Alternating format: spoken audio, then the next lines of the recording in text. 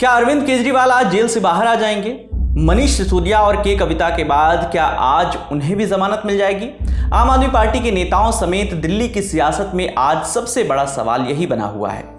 कथित शराब नीति घोटाले में केजरीवाल की जमानत याचिका पर 5 सितंबर को सुनवाई होनी है। केजरीवाल पर लगे आरोपों को लेकर यह फैसला और बड़ा इसलिए भी है क्योंकि उन्होंने अपनी गिरफ्तारी को राजनीतिक साजिश बताते हुए चुनौती दी है। सुप्रीम कोर्ट में justice Suryakant, justice CT. Ravikumar और जस्टिस उज्जवल भुइयां की स्पेशल बेंच सीएम केजरीवाल की जमानत याचिका पर सुनवाई करेगी।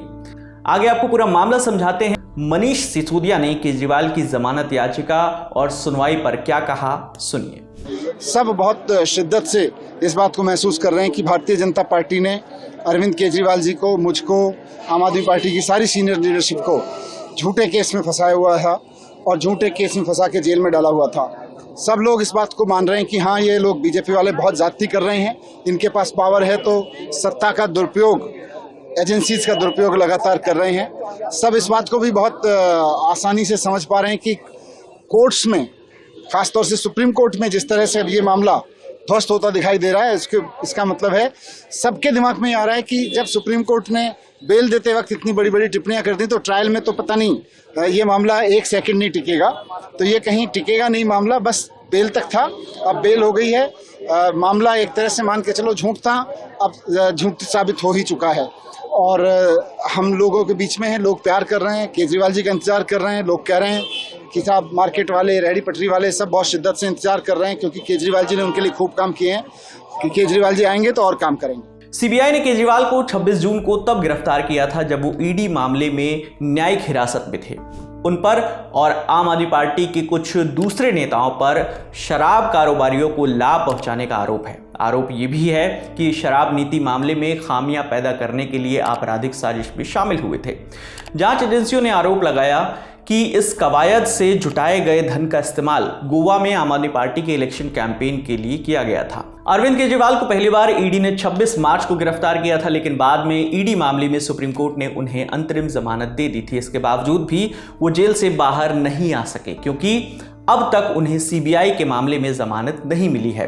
केजरीवाल ने हाईकोर्ट में 2 अलग अलग याचिकाएं दायर की थी, एक जमानत की मांग करते हुए और दूसरी सीबीआई की, उनकी जो गिरफ्तारी थी सीबीआई ने की थी उसको चुनौती देते हुए। हाईकोर्ट ने गिरफ्तारी रद्द करने की याचिका को खारिज कर दिया था। जस्टिस नीना बंसल कृष्णा ने कहा था कि केजरीवाल को गिरफ्तार करने के लिए पर्याप्त आधार हैं। जहां तक जमानत का सवाल है, अदालत ने मामले के मेरिट पर कोई फैसला नहीं सुनाया, बल्कि केजरीवाल से कहा कि वो निचली अदालत में जाएं।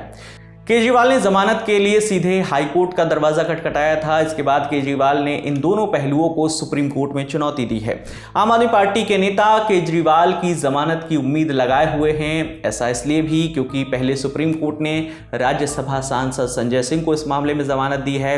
9 अगस्त को दिल्ली के पूर्व सीएम मनीष सिसोदिया भी इस मामले में जेल से बाहर आ गए। सिसोदिया पिछले करीब 17 महीने से जेल में बंद थे। वहीं 27 अगस्त को बीआरएस की नेता के कविता को भी बेल मिल गई है। दोनों ही मामलों में सुप्रीम कोर्ट ने कहा था कि जमानत मिलना कानून के अंतर्गत एक नियम है, जबकि जेल में रखना अपवाद है। मतलब bail is rule, jail is exception.